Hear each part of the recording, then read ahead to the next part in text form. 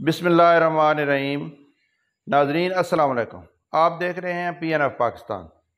ناظرین، جب سے روس اور امریکہ کی کولڈ وار ختم ہوئی اور امریکہ نے یہ اعلان کیا کہ دنیا میں اب ایک نیو ورلڈ آرڈر لایا جائے گا، تو اس کے بعد سے امریکہ نے دنیا میں بہت ساری جنگیں بھی برپا کیں اور بہت سارے دیگر طریقوں سے دنیا کے اوپر اپنا تسلط برقرار رکھنے کی کوشش کی۔ لیکن پچھلے چند سالوں سے امریکہ کے اس نیو ورلڈ آرڈر کو چیلنج کیا جا رہا ہے اور مختلف حربے استعمال ہو رہے ہیں۔ اسی سلسلے کی ایک کوشش اس وقت ہوئی جب برازیل، روس، چین، انڈیا اور ساؤتھ افریقہ نے ایک اتحاد قائم کیا اور اس کو برکس کا نام دیا گیا۔ اب یہ اتحاد بڑا عجیب و غریب تھا کہ ایک طرف تو برازیل جو امریکہ کے بالکل پاس ہے، اور دوسری طرف روس، پھر چین، اور پھر اس میں انڈیا کا شامل ہونا اور ساؤتھ افریقہ۔ تو یہ بڑا ایک عجیب سا لگتا تھا کہ یہ اتحاد آگے بڑھ پائے گا یا نہیں بڑھ پائے گا۔ اور اس اتحاد میں یہ کچھ باتیں ہوئیں کہ یہ کوئی ایک نیا بینک جو ہے وہ قائم کریں گے، کوئی کرنسی جو ہے نئی لانے کی کوشش کریں گے۔ تو یہ اتحاد آہستہ آہستہ آگے بڑھتا رہا، لیکن اب آ کر اس میں بڑی تیزی کے ساتھ تبدیلیاں لائی جا رہی ہیں۔ خاص طور پر افریقہ کے اندر ایک بہت بڑی اس حوالے سے ایک تحریک چل رہی ہے کہ جس میں وہ افریقہ کو یونائٹ کرنے اور بہت سارے ملک جو ہیں وہ اس برکس اتحاد کے اندر آنا چاہتے ہیں۔ حال ہی میں ساؤتھ افریقہ کے ملک میں اس کی 17ویں کانفرنس ہوئی ہے برکس کی۔ ظاہر ہے اس میں بھارت، چین، روس، برازیل اور ساؤتھ افریقہ کے حکمران شامل تھے۔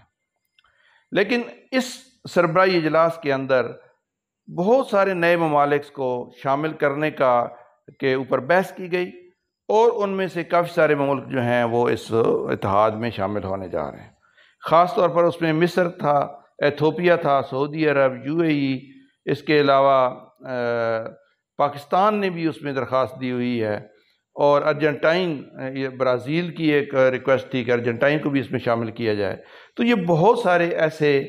ممالک ہیں جو اس میں مستقبل میں ہمیں نظر آ رہا ہے کہ یہ شامل ہونے جا رہے ہیں۔ برکس میں شامل ہونے کے لیے درخواستوں کی ایک بڑی تعداد واضح طور پر دنیا کے ممالک میں مغرب کے تسلط کے حوالے سے پھیلتی بے چینی کی علامت ہے۔ برکس میں نئے ممالک اور اس کی مضبوطی کے حوالے سے اہم ترین پہلو یہ ہوگا کہ یہ تمام شراکت دار تعاون کے اس نئے نظام کو کس طرح استعمال کرتے ہیں۔ جیسے برکس ایک نئی کرنسی قائم کرنے کی بھی کوشش کر رہا ہے، تو کیا یہ کرنسی معرض وجود میں آ سکتی ہے؟ اور اگر یہ کرنسی معرض وجود میں آ جاتی ہے اور ایشیا، افریقہ اور کے ممالک اور برکس کے دیگر ممالک اس میں لین دین شروع کر دیتے ہیں، تو اس کا کیا اثر پڑے گا؟ اور خاص طور پر اگر تیل کی تجارت اس نئی کرنسی میں شروع ہو جاتی ہے تو ڈالر کو اس کے اثرات کس حد تک بھگتنا پڑیں گے، اور کیا ڈالر کو الوداع کرنے کا وقت آیا چاہتا ہے؟ UAE اور بھارت میں حال ہی میں روپے کے اندر تیل کے لین دین کی ایک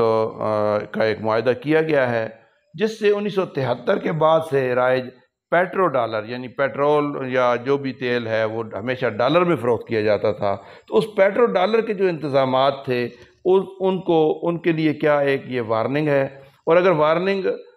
نہیں ہے تو پھر بھی یہ اس بات کا اشارہ ضرور ہے کہ دنیا کے جو بڑے ایکسپورٹرز اور امپورٹرز ہیں وہ ڈالر پر اپنا انحصار کم کرنے کی کوشش کر رہے ہیں یا یہ کوشش کر سکتے ہیں۔ برکس کے فعال ہونے کا مطلب ہے کہ دنیا ایک نئے اور متبادل ورلڈ آرڈر کی تلاش میں ہے۔ اس نئے نظام میں ڈالر کی حکمرانی کو بڑے چیلنجز کا سامنا کرنا پڑے گا۔ آنے والے دنوں میں یہ بات اتنی اہم نہیں ہوگی کہ برکس میں کون کون سے ممالک شامل ہوتے ہیں، بلکہ اہمیت اس بات کی ہوگی کہ برکس کے جو فورم ہے اس کے تحت جو فیصلے ہیں، ان فیصلوں کے اختیار اور ان اختیارات کی کنجی کس کے پاس ہے۔ ناظرین، چین نے حالیہ برسوں میں دنیا کے معیشت میں اور دنیا کی سیاست میں ایک خاص مقام حاصل کیا ہے، اور خاص طور پر اس کا جو یہ بیلٹ اینڈ روڈ انیشیٹو والا فارمولہ تھا، جس میں CPEC بھی شامل ہے، جس میں اس نے دیگر ممالک کے اندر جا کر انفراسٹرکچر ڈیولپمنٹ میں بھاری انویسٹمنٹس کیں اور پھر وہاں پر اپنی مصنوعات کو بیچنے یا اپنی مصنوعات کے لیے راستے حاصل کرنے کی کوشش کی،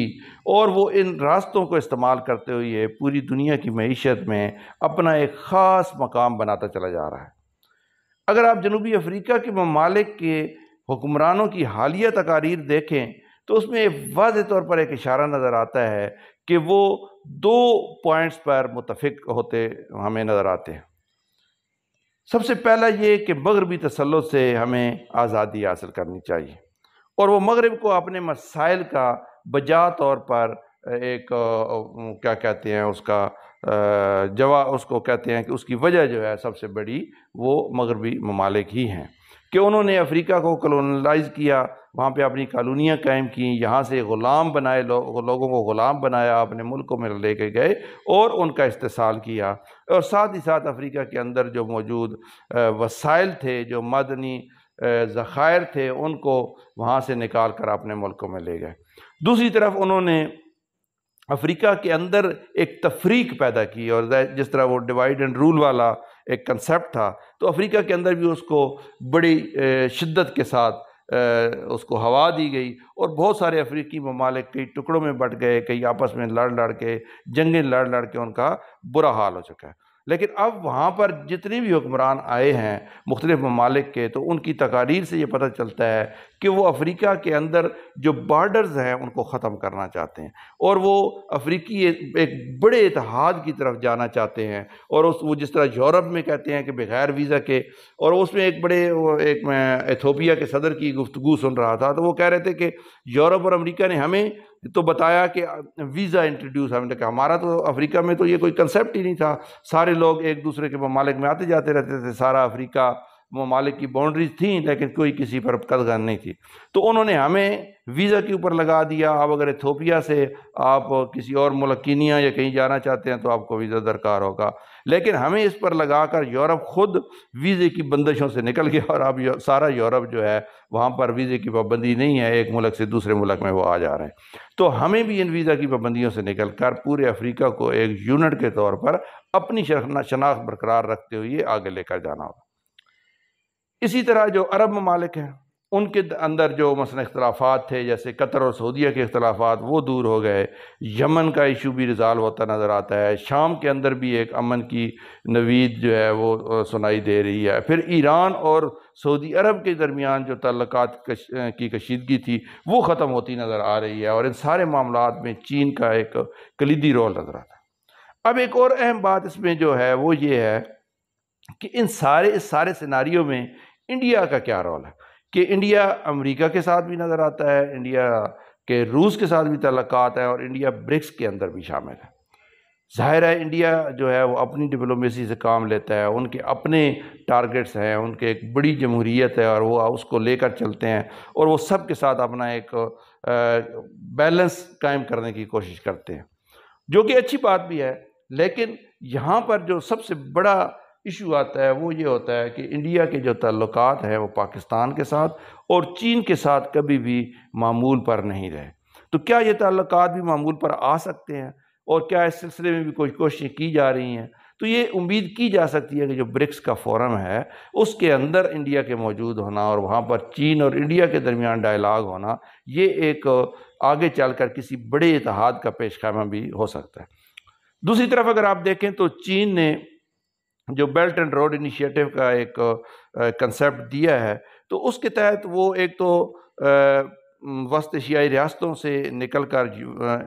مشرقی یورپ اور پھر لندن تک اس نے ایک نیٹ ورک بنایا ہے، پھر اس نے پاکستان کے اندر سے گزر کر گوادر تک، اور گوادر کے ذریعے جو ہے گلف اور افریقہ تک ایک نیٹ ورک وہ بنانے کے مطلب مراحل طے کر رہا ہے۔ تو تیسری طرف اس نے جو ویتنام ہے، اور اوپر سے لاؤس ہے، اور کمبوڈیا ہے، یہ یعنی آپ مشرق کی طرف اگر چین سے جائیں تو وہاں سے ہوتی ہے فلپین اور تھائی لینڈ تک، اور پھر وہاں سے میانمار یعنی برما کے ذریعے وہ بنگلہ دیش تک بھی یہ ایک نیٹ ورک تشکیل دے چکا ہے، جس کے اوپر اور سری لنکا بھی اس میں شامل ہے، تو اس کا انفراسٹرکچر کہیں پر بن چکا ہے اور کہیں پر بن رہا ہے۔ تو یہ سارا سیناریو ایسے ہے کہ بیچ میں اگر انڈیا ہے تو انڈیا بھی یقیناً یہ چاہتا ہے اور چاہتا ہوگا کہ وہ بھی اس سارے خطے کے اندر، کیونکہ چابہار میں جب انڈیا نے بندرگاہ کے آپریشن سنبھالے اور پھر وہاں سے اس نے کچھ روڈز بنانے اور ریلوے نیٹ ورک قائم کرنے کی کوشش کی افغانستان تک، تو وہ اس میں کامیاب نہیں ہو سکا، اور ایران نے وہ جو ریلوے کا نیٹ ورک ہے اس کو خود بنانا شروع کیا ہوا ہے۔ تو ظاہر ہے انڈیا بھی افغانستان تک جانا چاہتا ہے، روس تک جانا چاہتا ہے، وسط ایشیائی ریاستوں اور یورپ تک بھی روڈ کے ذریعے جانا چاہتا ہے۔ ایک اور بڑی ڈیولپمنٹ ہوئی ہے کہ ایک جو ہے وہ اس کو TIR کے نام سے ایک نیا معاہدہ، جس طرح ٹرانزٹ ٹریڈ ہوتا ہے اسی طرح کا ایک کوئی TIR نامی ایک معاہدہ ہے جس میں 70 سے زیادہ ممالک شامل ہو گئے ہیں، کہ وہ ٹرانزٹ ٹریڈ کو انہوں نے ایک نئی شکل دی ہے، اور اسی کے تحت جو ہے چین سے ابھی کچھ جو ہیں کیریج کے وہ ٹرالرز اور وہ والے کنٹینرز وہ پاکستان کے راستے افغانستان گئے ہیں۔ اس میں ایسے ہے کہ اگر آپ پاکستان سے روس کوئی چیز بھیجنا چاہتے ہیں اور بیچ میں جتنے ممالک ہیں وہ آپ کے اس میں معاہدے میں شامل ہیں، تو پاکستان کے اندر وہ کنٹینر جو ہیں ان کو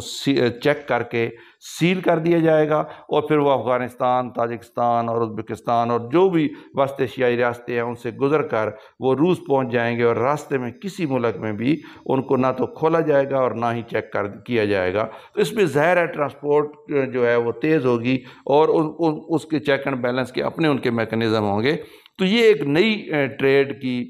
فیسلٹی جو ہے اس کو کیا گیا ہے، رواج دیا جا رہا ہے، متعارف کروایا جا رہا ہے۔ تو اس میں بھی یقیناً آپ کو بہت ساری ایسی چیزیں ملیں گی کہ جو زمینی روڈ نیٹ ورک ہے ان کو استعمال کرتے ہوئے۔ تو یہ سارا ایک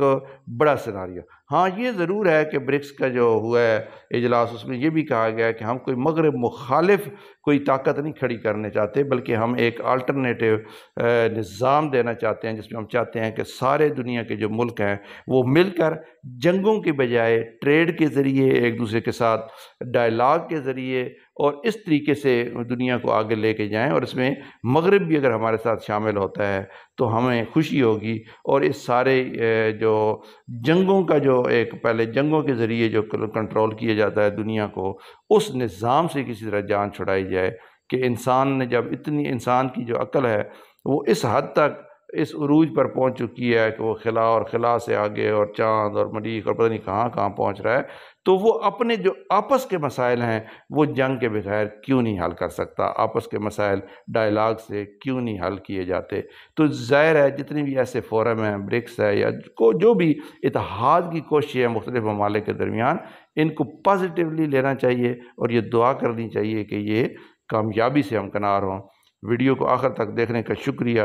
اپنا بہت سارا خیال رکھیے گا۔ اللہ حافظ۔